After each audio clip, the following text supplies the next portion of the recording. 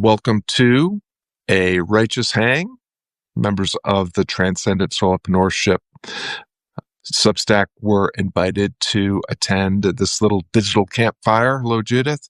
And this is just an opportunity. Sometimes we do these actually live on Zoom where we can all see and hear each other, but I decided to try it as a Substack Live just as an experiment. And so this is just a very kind of loose, easy hang on a Sunday afternoon, at least Sunday afternoon here on the East Coast of the USA. And what we're going to do is I'm going to share a couple of questions / prompts that are intended to provide a little insight and inspiration for your Sunday around the idea of purpose-driven prosperity as a solopreneur who would like to make a little bit of a better living while they make a bigger difference doing work that matters with people that they care about without having to waste any time on digital marketing gymnastics. And so what we'll do to get started is, if you don't mind, just in the chat, share where you're joining from. You can be geographic if you want. I wouldn't be too specific. I wouldn't give your street address or anything like that. But if you want to tell us what town or province or state that you're tuning in from, that's great. And if you want to be a little bit more playful, if you have, you can be whimsical or creative with your responses as well. And would just love to hear where people are tuning in from. I see Sandra and Penny, who are inner circle members, and Alice and is a circle member. Bree just joined; she's an inner circle member. So, of course, I kind of know where you guys are all tuning in from. But Judith and Rudy, great to have you here.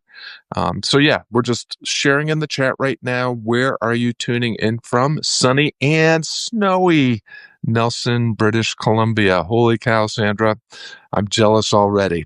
We are told we're going to have a real winter here in Southwestern Virginia, but it's going to be 60 degrees plus next week. So who knows? I know Penny is tuning in from Portland, Maine, or South Portland, Maine. Bree is tuning in from Florida. Awesome. Great to have you all here. Judith and Rudy, if you want to weigh in, always great to hear where folks who I'm not familiar with are tuning in from. So Alice is tuning in from Kent in the United Kingdom. So we are an international gathering today. That's really awesome. So while the rest of you are sharing where you're tuning in from, I'm going to ask you to just go ahead and drop in the chat here. What's an intention that you have for this hang? Is there some sort of question that it would be great if you left with an answer to, or is there an insight or a topic that you would like unpacked here? If there's anything that you have for as an intention for this hang, and if you want to just have fun and are hoping that Scott will share some of his hilarious dad jokes, that's fine too. But share an intention. What would make this hang truly righteous for you? And just a little hint that towards the end of our time together, if anybody wants to share what they're working on, where they're stuck, and one question that you'd love some input on, I'll either answer those through the chat here, or I think it's possible that we could also bring you into the room here and the broadcast room, and we could do a little live coaching or live Q&A type of situation here. So if there is some sort of question or insight that would love some reflection on, if there's a challenge that you'd like to unpack, feel free to do that. But for right now, if there is any kind of intention that you want to share for this hang, what would make this hang a truly righteous event for you, you can share that. Sandra says, this just popped into my head yesterday. The difference between the rearview mirror and what got you here is not going to get you where you want to go. Yeah, that's a great insight. So yeah, we talk a lot about the rearview mirror when, and Sandra has been a multiple offender when it comes to,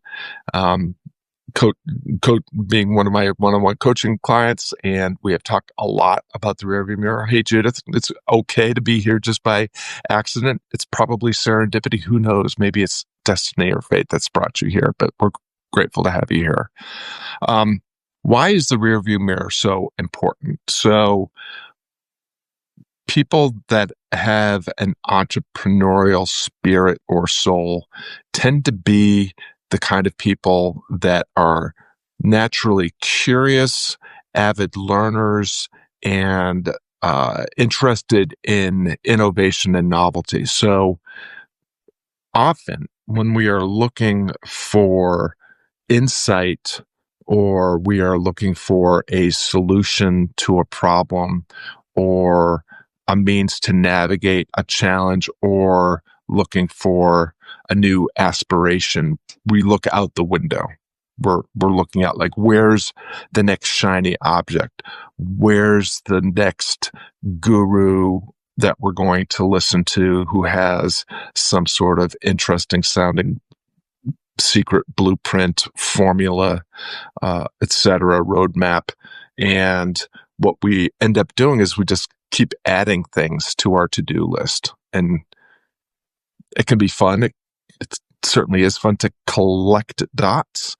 But if you actually want to build a business that funds and fits around the life that you want to live, and you're going to probably have to stop doing about 80% of the things that you're doing, especially all those things that are not actually giving you any discernible return on investment. And it probably has a lot less to adding anything new to your to-do list than it does getting rid of 80% of what you're doing and raising the floor on the 2 or 3 things that are going okay, but could be going better. So the whole point of a rearview mirror is to look at what's already working. What are the things that you've done in the past that have worked? What are the things that you're doing that are working? And how can we optimize the system that already exists as opposed to trying to add things to a system? And so this is all has to do with system reliability. Every system is perfectly designed to get the results it's getting. So if you are not happy with the results that you're currently getting with your business system, you have to, at some point, take responsibility and recognize that it's because the system is designed to get the results it's getting. And if you wake up tomorrow and do everything that you did today and expect different results, you're actually suffering from one of the 3 cardinal sins of solopreneurship, and that is delusion. Because it is kind of delusional to think that if you wake up today and do what you did yesterday, that you're going to get any different results than you got yesterday. So if you're going to get different results, if you're going to improve your system, if you're going to optimize your system to get you from where you are to where you want to be with greater ease and velocity, you're probably going to have to see, be, and do things differently. And the rearview mirror is going to provide the data that we need to collect so that we can analyze it and then iterate and improve our strategy and execute that strategy to build a system that delivers the results that we actually want to get. So I appreciate that share, Sandra. Cassie, great to, I hope I'm saying her name right. If it's Casey, I apologize, but looks still to me like it's Cassie. Great to have you here. So, Sandra also mentioned what got you here won't get you there. Or what got you where you are won't get you where you want to be, is the way I usually phrase it. And that's exactly what the rearview mirror is designed, intended to help with. It's a way of looking at the existing system, and instead of adding things to it, which will immediately diminish the effectiveness and efficiency of the system, because we think that systems are going to be improved through addition. But a system is only as effective as the product of the efficiency of each of its component parts. So if you have a system that has 3 elements that are 90% efficient, it's not 90% efficient. It's a system that is, if each component is 90% efficient, it's 0.9 times 0.9 times 0.9, which is 72% efficient. If you add another component, even if it's 90% efficient as well, you just drove down the efficiency of the system to 63%. And so what we know from system reliability is that systems are basically math problems. And what we can do to optimize the system right away is audit the system and eliminate any unnecessary or redundant parts. If we get rid of things that aren't delivering a discernible return on investment, we can test whether or not they could be eliminated altogether. By eliminating them, we automatically boost the efficiency and effectiveness of the system. And once we get down to the few things that need to go right for you to collapse time to target between where you are and where you want to be with greater ease and velocity, then we can start raising the floor on whichever the least efficient component is. And by doing that, we will collapse time to target. All right, Alice says, intention is to change myself and remove the negative situations and put my bumpers up. I wouldn't change yourself too much, Alice. You and I have known each other for a while now. I think you're awesome just as you are. And I've also seen that you've been making great strides at improving your habits, which has definitely, in my estimation, had a discernible impact on your mindset. And that's the way mindset works. We think we have to change our minds in order to change our behavior, but it's actually the other way around. You actually, mindset is informed by posture, not the other way around. You don't change your mind and then change the way you are. You change the way you are, and that informs a mindset that facilitates becoming the person you want to become. You become the thing by doing the thing, not you don't become the thing by thinking about becoming the thing or thinking about the kind of person that needs to become the thing. You become the thing by doing the thing. Hello, Ashley. Great to have you here. So we're just getting started with some starter prompts. And so for those of you that have arrived since we got started, if you want to jot down where you're tuning in from, I would love to hear where you are. And yeah, it has been a while, Ashley. And then after you share where you're tuning in from, then share what an intention, like what would make this righteous hang actually a righteous event for you. Oh, San Antonio, Texas. Beautiful. So as we're kind of heading into the meat and potatoes of the call here, of the hang, that let's think about what's one tension that you're holding right now in your work. It's not a complaint, and certainly not some sort of situation, right? We can't resolve a situation in a 45-minute call, but is there a particular problem or edge or energetic, energetic chaos right now that you're kind of leaning into right now? Is there an edge or some energy that you're leaning into right now, some tension that you're holding or leaning into, because you know that if you could navigate this, resolve this, or get rid of this, that it would actually help you get clear about and closer to what you really want as a solo business owner. So anything that you want to share around naming a tension, some energy, an edge that you're holding right now, that you're leaning into that would help you move your endeavor forward? That is the question that is on offer, or the invitation on offer right now. I'm getting a direct message from someone through the Substack. I'm over here looking at my at my laptop, and yeah. So, yeah, we definitely don't want to get into anything too heavy here. I am not not a trained professional when it comes to navigating serious, personal situations and that sort of thing. But if you have something related to your business, I'm happy to address that.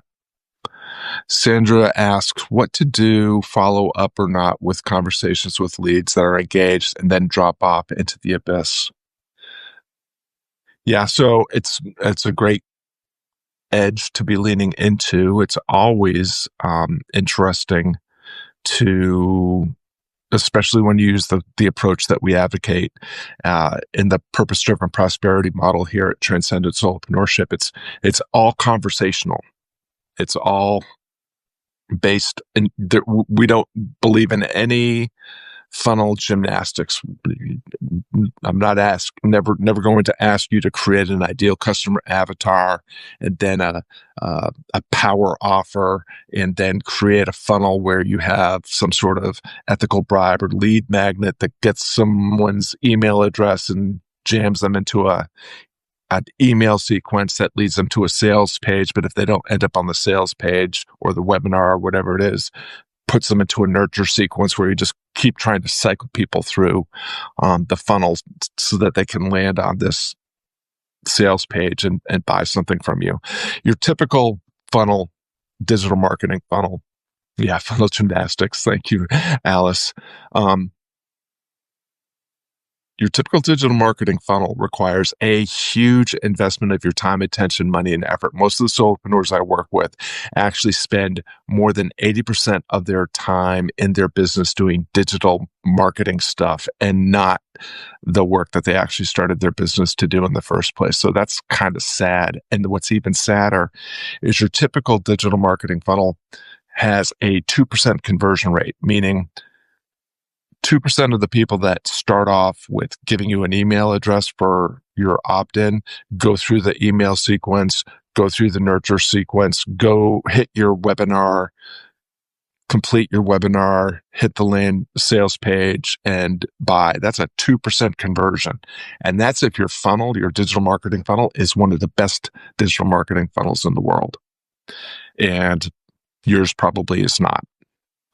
In part because if you're doing a solopreneur and truly doing everything on your own, you're learning how to do this stuff, on the fly. Maybe you took a course to join a mastermind, but that's a lot of time, attention, money, and effort to burn and invest in something that gives you such a low rate of return. And so what we use instead is this conversational approach where we have icebreaker conversations where we invite someone that is expressed some interest in who we are and what we do, and more importantly, what we could do for them, and provide a little insight, some value through this icebreaker exchange.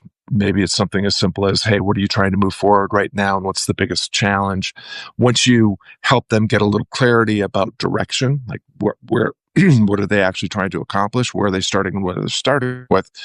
You can invite them into a diagnostic conversation where you provide a handful of questions that will help them help you create a roadmap for them that will help them see how they can collapse time to target between where they are and where they want to be. And I recommend you do icebreaker and diagnostic conversations for free. And you're doing that anyways if you have a digital marketing funnel. That's the whole point of a digital marketing funnel is to get someone on a silly discovery call that everybody knows is actually a thinly veiled sales call where you're going to try to back them into a corner and guilt and shame them into giving you their credit card, which they'll regret doing as soon as they do it.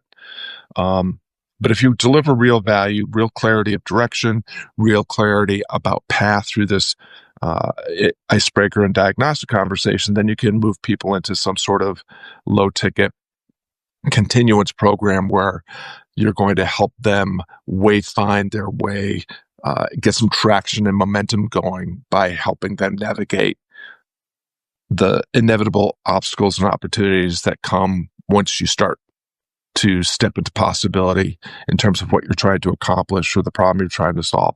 And if you deliver value at each of these stages, number one, you start to get paid much sooner than you do through the digital marketing funnel. But you're demonstrating your preeminence, your competence, your authority, your expertise, your personality and preferences are coming through. You'll find values alignment, and people will just naturally keep taking the next step, which will end up being purchasing your one-on-one coaching program or your course or whatever your mid-ticket or high-ticket offer is. The conversion rate that I'm currently getting with that same funnel, which takes way less time than a digital marketing funnel. I'm doing it without any social media, doing it without any paid ads. I'm doing it without any real funnel. Is in quarter two, that funnel was converting at 20%.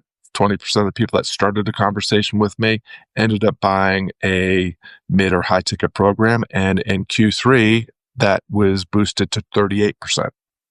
So much bigger return on investment, much less time, money, energy, and effort invested. And the thing about this system is that you are honing your skills and talents and refining your processes, courses, approach along the way, which means that you are becoming the best in the world at doing what you do in the way that you do it along the way. So getting to Sandra's question, what do I do with follow-up conversations with people that, were engaged, but then drop off into the abyss? So I'll give you a couple of things here, Sandra. The first is, number one, we actually give up on the conversations often more than the people that we are talking to. Everybody is busy.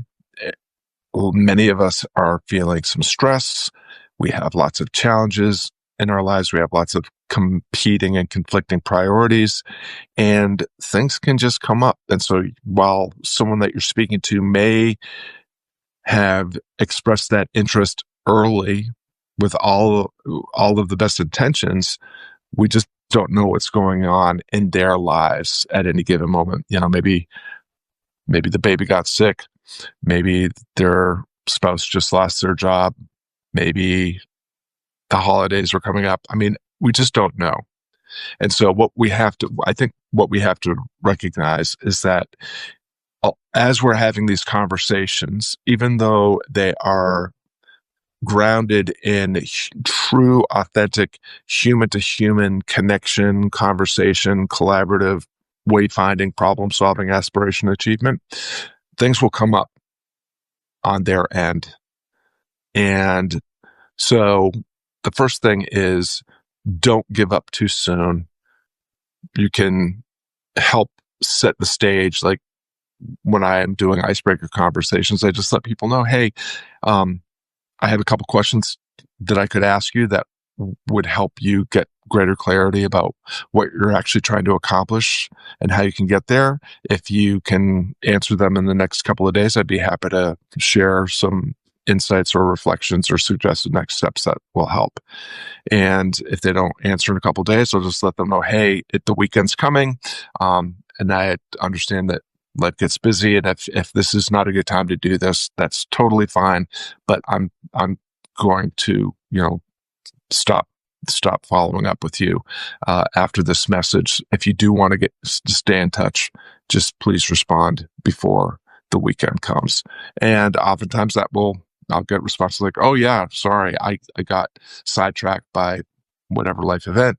Here's the answers to the questions. I do the same thing when I send up the diagnostic question response. If they raise their hand and say, yeah, I'd love to see your 5 questions, I just let them know this. If you get these back to me within the next 48 hours, I will give you my best advice for how you can start to collapse time to target between where you are and where you want to be. So giving people some natural deadline, something that's true, not a countdown timer or some sort of, oh, I've only got 2 seats left.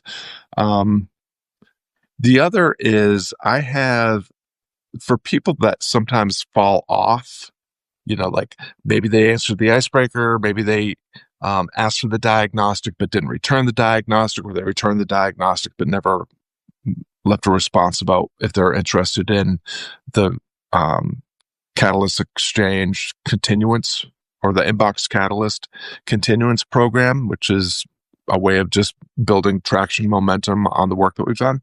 I have something called a second chance campaign. And it basically is just another version of, hey, you responded to my these diagnostic questions for a reason, or asked for the diagnostic questions for a reason. I just want to let you know that I'm here for the next couple of days. If you want to get them to me, I'd be happy to review them and help you get some traction. So there's 2 pieces of advice, Sandra, that I hope are helpful. One is establish expectations, manage expectations early in the conversation by providing natural deadlines. But for people that do inevitably drop off just because life gets in the way, or they get distracted, or they get wooed away by some online guru or digital marketer, with whatever tricks and hacks they're cooking up. That second chance campaign is another way that you can rekindle the conversation and get people going. So one of the main reasons why I had such a significant bump in my conversion rate between Q2 and Q4, conversion from icebreaker question to client relationship, is that second chance campaign. And we'll do a training on this at some point for all of you that are Circle and Inner Circle members. Hello, Kira. Great to have you here. We're just having a little righteous hang and answering some questions and discussing some things. So here's another question for you all, if you're game to play along. What's one thing that you're doing right now that your future self will thank you for? What's one thing that you're working on right now or doing right now that your future self will thank you for? I'm thinking of you, Alice, because I know that you've made some significant changes in your habits that I'm sure you're already thanking yourself for, but your future self will be even more grateful for. And this also kind of cycles back to the conversation we were having earlier around what got you where you are won't get you where you want to be. Every system is perfectly designed to get the results it gets.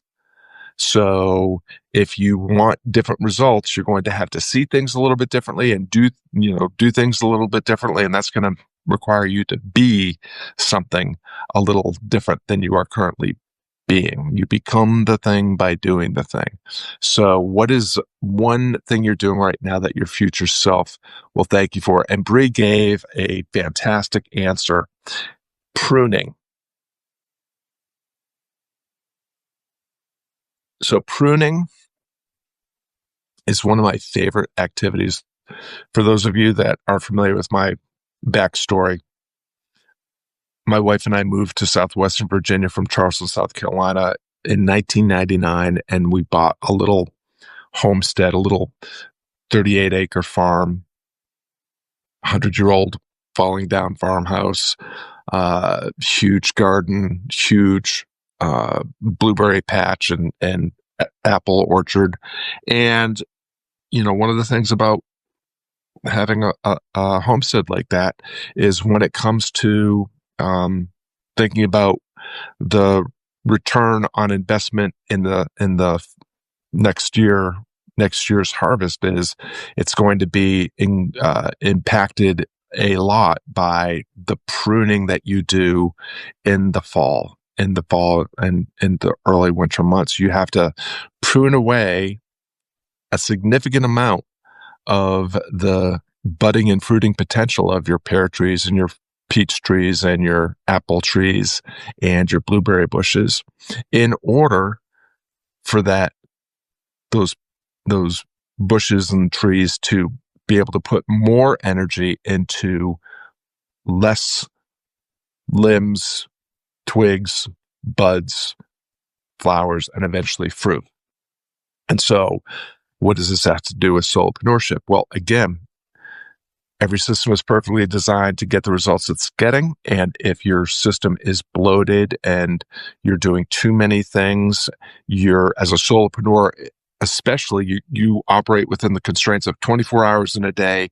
There's only so much time in a day that you have the attention and focus that you can put into something, not to mention the energy and or financial resources necessary. So it's important as a solopreneur that you're only doing the right things at the right time and in the right sequence.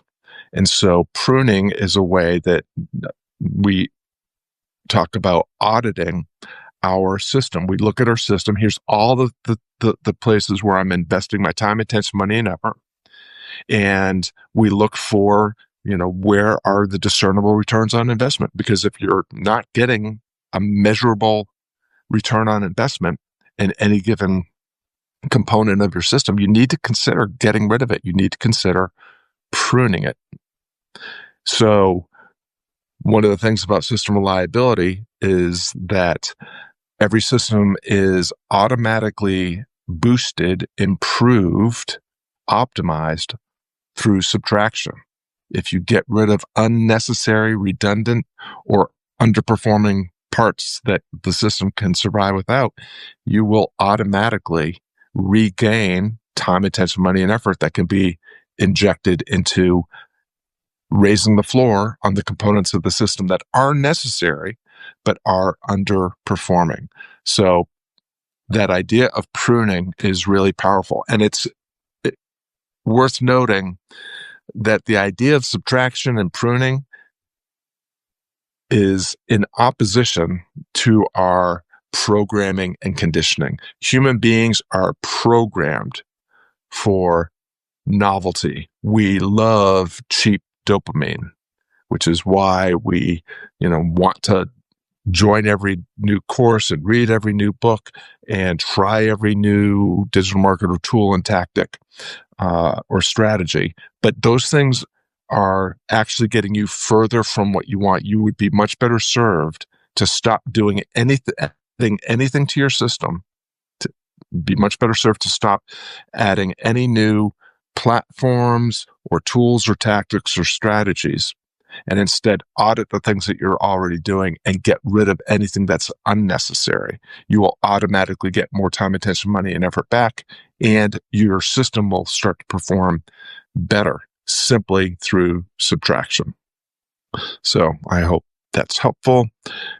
Kira says, pursuing things that draw my interest, poetry and technology. Oh, that's awesome. So I love that, Kira. Yeah. So what are you doing right now that your future self will thank you for? I have made several attempts at creating some poetry myself, and even though it's not anything I would share with the world, it gives me a great amount of joy, and that certainly gives me a great amount of joy to read other people's poetry. And then it looks like technology is another edge that you're leaning into. I would love to hear more about that. Alice says, sorry, a rather long response. One thing is to be committed to sharing how I can help others take action in their path.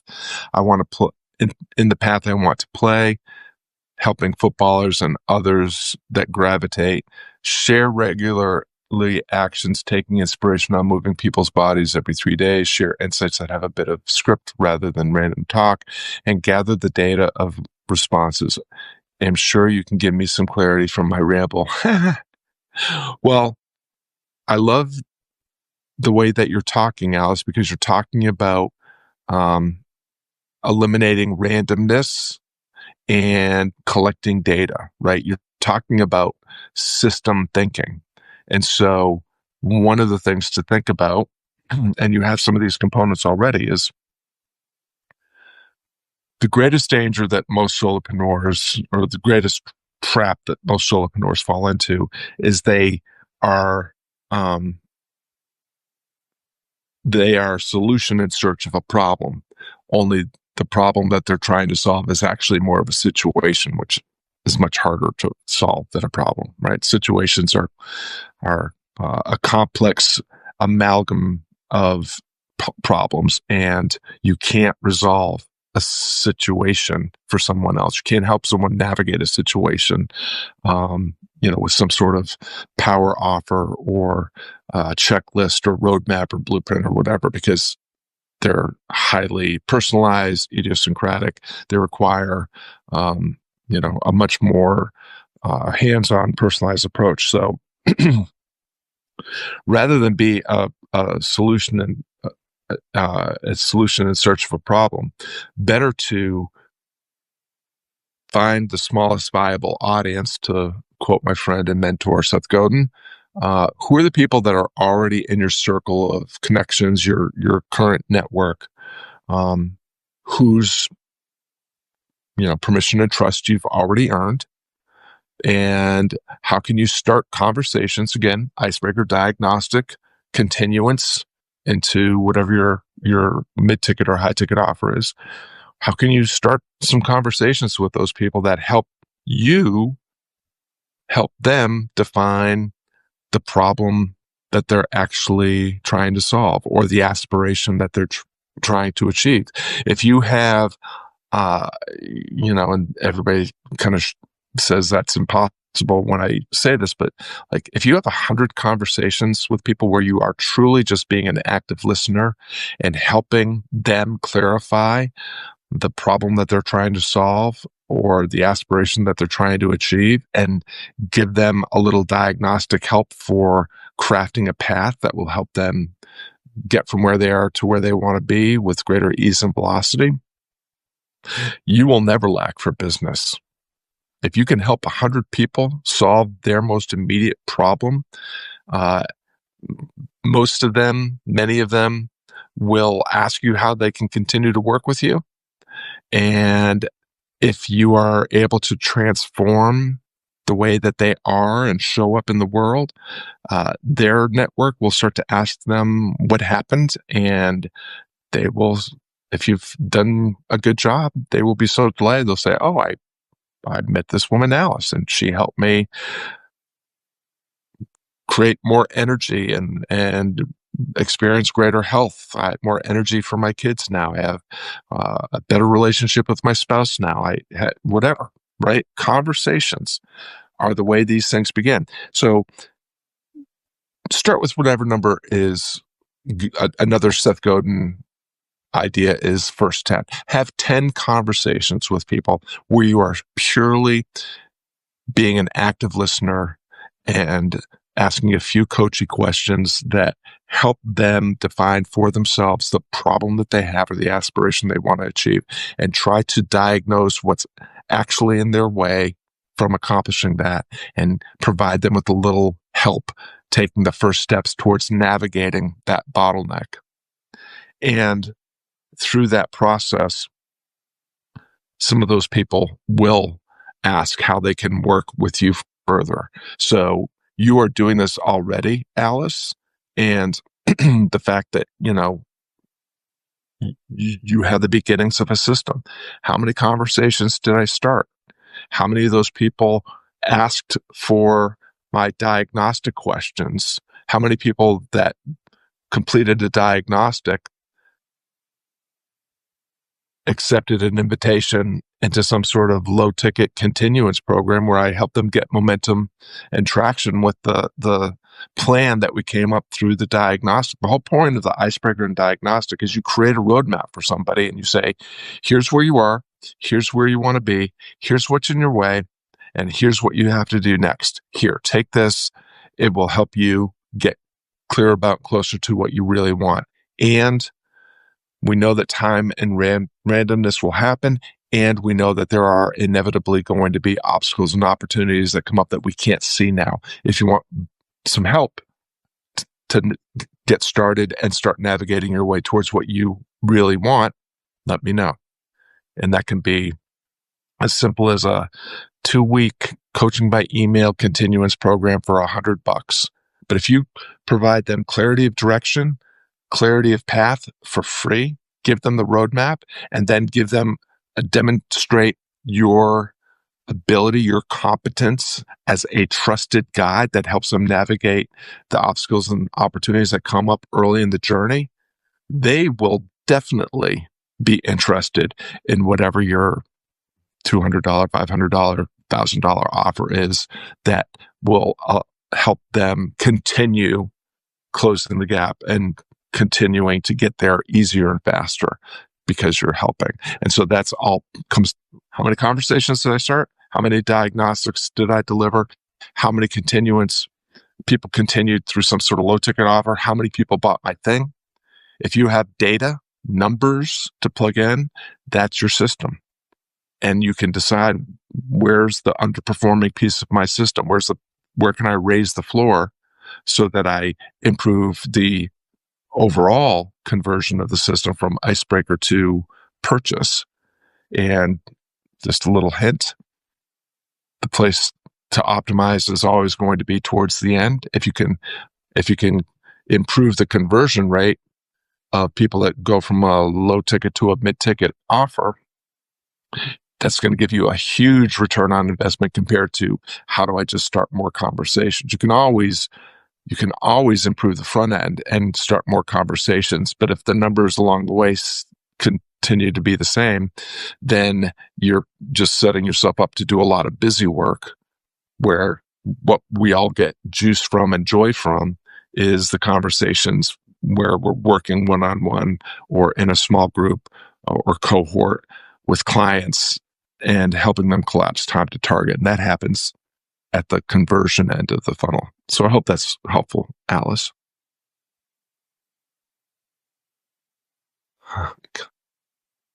Oh, Kara did her first live today. Congratulations. Not sure. Kara says, now I'm worried about my answer. I'm not sure if you're talking about your answer about poetry and technology, but if you want to share, that's fine. So we're kind of winding up this righteous hang. We've shared where we're tuning in from. We've shared an intention for this hang. We have shared an edge or some energy that we're leaning into. We've shared what our future self might thank us for.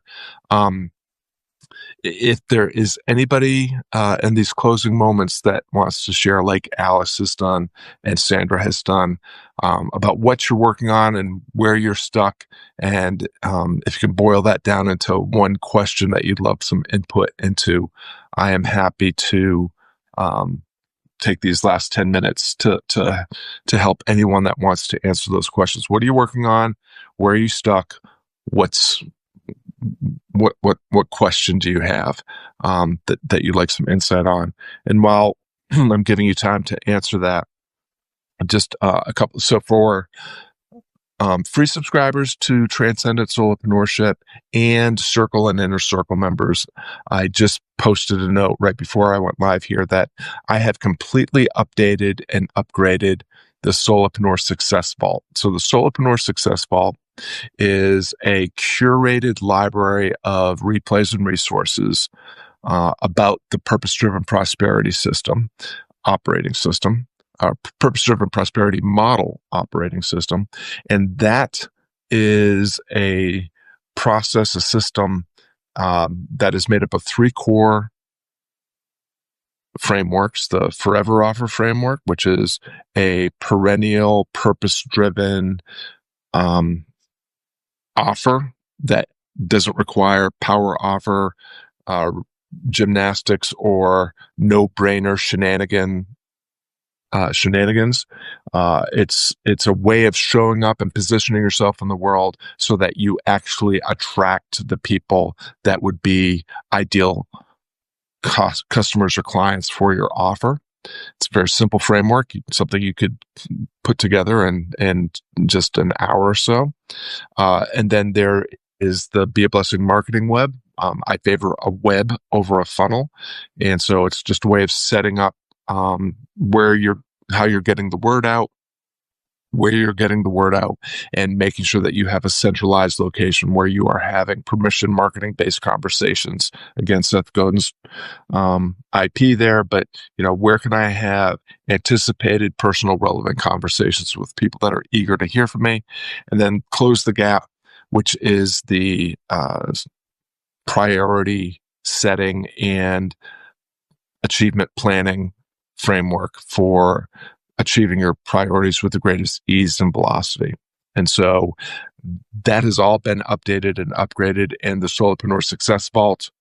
There's resources for free subscribers that give you overviews of each of the frameworks.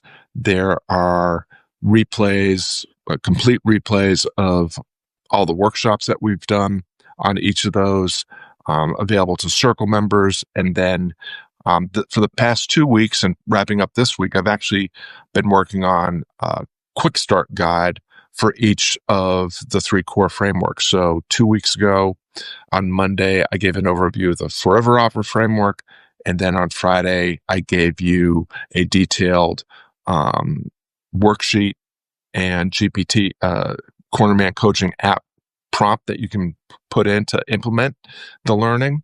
And then last week we did the Be a Blessing marketing framework. And again, Monday overview, Friday complete walkthrough worksheet and Cornerman coaching app implementation prompt. And then this week coming up is the Close the Gap framework. And so free subscribers, Circle subscribers, you're welcome to look there. Inner Circle members, you know that everything is already there for you in the Inner Circle All Access Vault. So Inner Circle members have access to a completely curated experience of each of the core framework replays.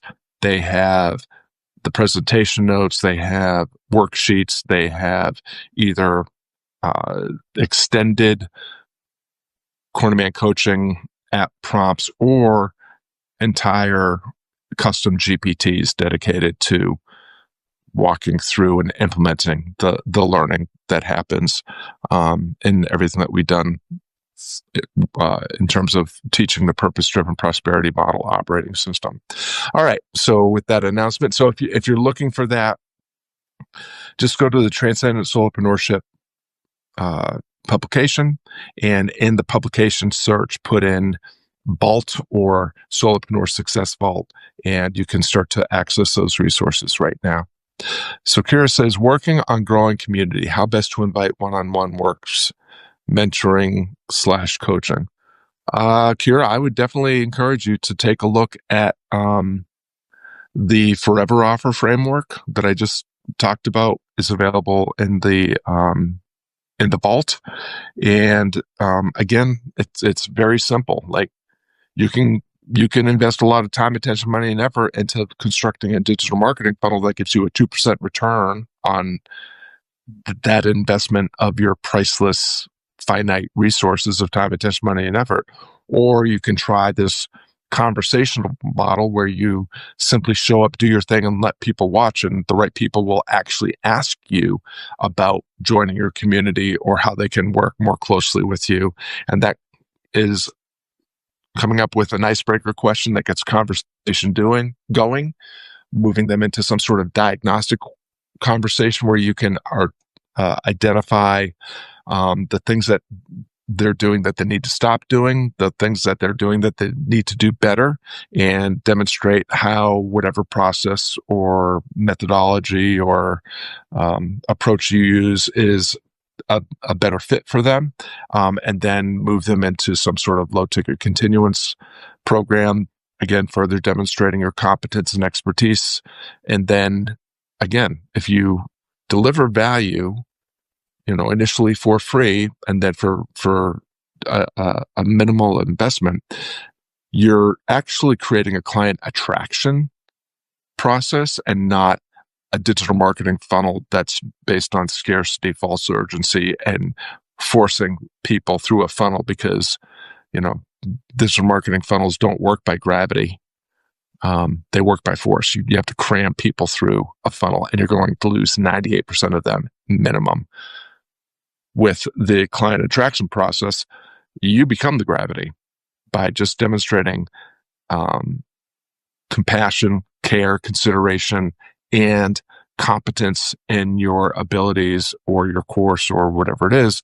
The right people just naturally keep stepping into possibility with you until you end up with people that are in proximity and access to you and the difference that you can help them make. So I would encourage you to check that out, Kira. How do you stay focused with your time, Scott, to not go down rabbit holes yourself? What happens when you go into chaos? I have to keep it simple. I tell you what, that's a great question. And I think I probably am not as good at not going down rabbit holes as you think I am, Alice. This could definitely be considered a rabbit hole. I have constructed a business that allows me to make my entire revenue goal for the year by June, and I only work 2 hours a day, 5 days a week. And that means that I have a lot of free time on my hand. I spend the majority of that being daycare for my grandsons. So I don't have a ton of free time right now, because caring for 2 grandsons 5 days a week, 9 hours a day is a lot more work than it was caring for 1 grandson. But we love it. It's my priority. My life priority is to be the daycare provider for our grandsons. And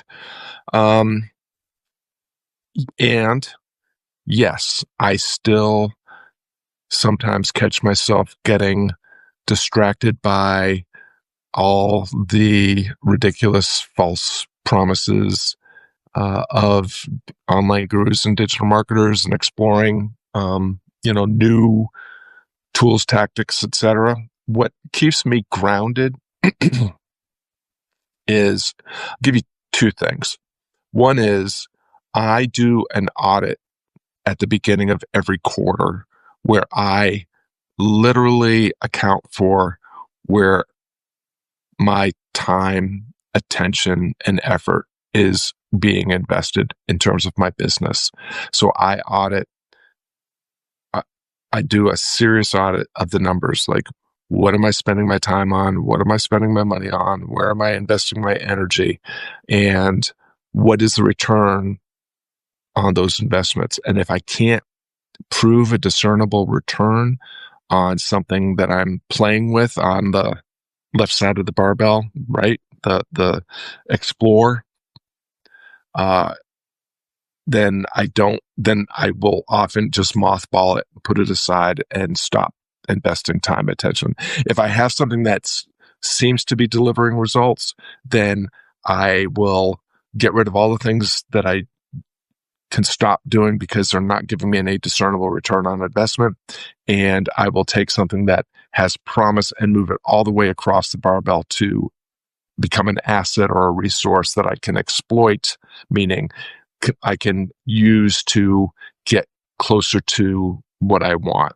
And so I am only working on a few new things at a time, and I'm only working on things that are very low risk in terms of they're not going to burn me out or blow me up, and they have a significant asymmetrical upside potential to them. it's worth putting the time and effort into them, because if it works, it will give me, it's just an outsized bet. I'm going to get a lot more for my time, attention, money, and effort than I have to invest. So that's one thing. The other thing is, anytime, and I come up with a lot of ideas like every single day, like, oh, I should write a new book, or, oh, I should take this course, or, oh, I should read this book, or, oh, I should explore Google ads, or whatever it is. I never act on something right away.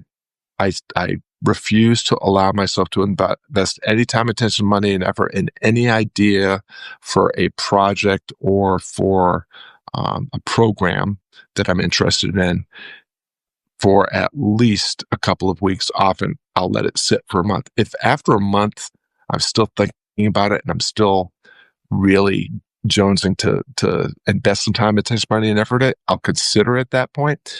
But 90% of the time, at least 80% of the time, if I let something sit for a couple weeks, I actually get bored with it and or forget all about it. And so I eliminate a lot of unnecessary cycles and spinning my wheels on things that won't make a difference by simply not doing anything right away. I sit on it, wait on it, and if it's still calling me, I then will micro-step into whether or not it's going to work. Oh, thank you, Kara. Kira says, really appreciate the Seth references and setting priorities. We'll check out the vault. Thank you. You're welcome. Yeah. So that's my origin story. I leveraged a 7-year association with Seth Godin as an alt MBA coach in waiting, and then an akimbo coach for 5 years, a head coach at akimbo for 2 years, and a partner in the Good Bits project. All of those adventures with Seth Godin actually provided the runway that I needed to transition from a very successful career as a professional guitarist and teacher to doing the work that I'm doing now. And I credit Seth Godin and, whatever promise he saw in me and invested in me, that made all the difference for me. So, if you join our community, you will hear me reference Seth Godin quite often. I'm a big fan, and I owe him a debt of gratitude. Penny says, I am working on conversations with potential clients. I like the discussion on problem and situations. I'm thinking that being clear about mission can be a beginning problem. Clients tend to be focused on how to get the money. Would that lead to a situation? Yeah, that's a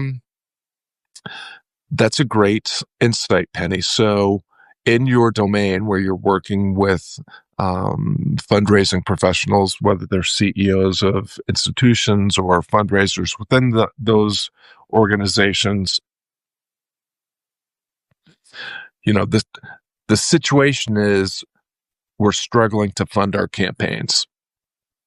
Well, that's not a problem you can fix. That's a problem. That is a situation made up of a lot of problems, but the most immediate problem, and one that would unlock the greatest acceleration in terms of closing the gap, is to make sure that the mission of the organization is clearly defined and that there is agreement about the mission in terms of the institution, the CEO, the campaign director, the board of directors, the fundraisers, and the donors that you're reaching out to. Because if everybody is on mission, if everybody understands and believes in the cause that you're working toward, it's a lot easier to raise funds. In fact, raising funds almost becomes a side effect of just having the conversations and building the connections that are necessary to create the bridge between the donor and the campaign and the beneficiaries of that campaign. So I think focusing on mission first is a really good idea. You're welcome, Alice.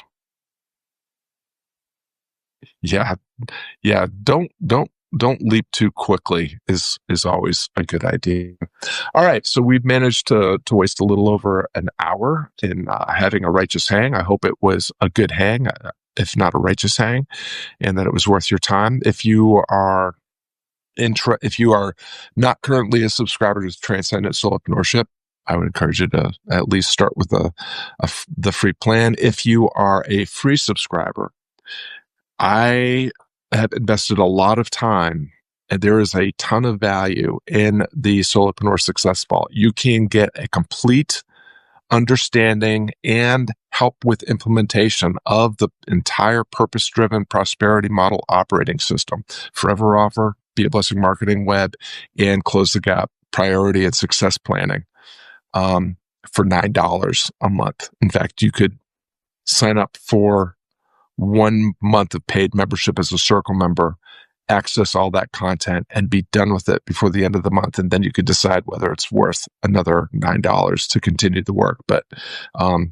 Penny, Sandra, Bree, Alice, these are all Circle and Inner Circle members that could speak to the value and virtue of the communities, the Circle and Inner Circle communities.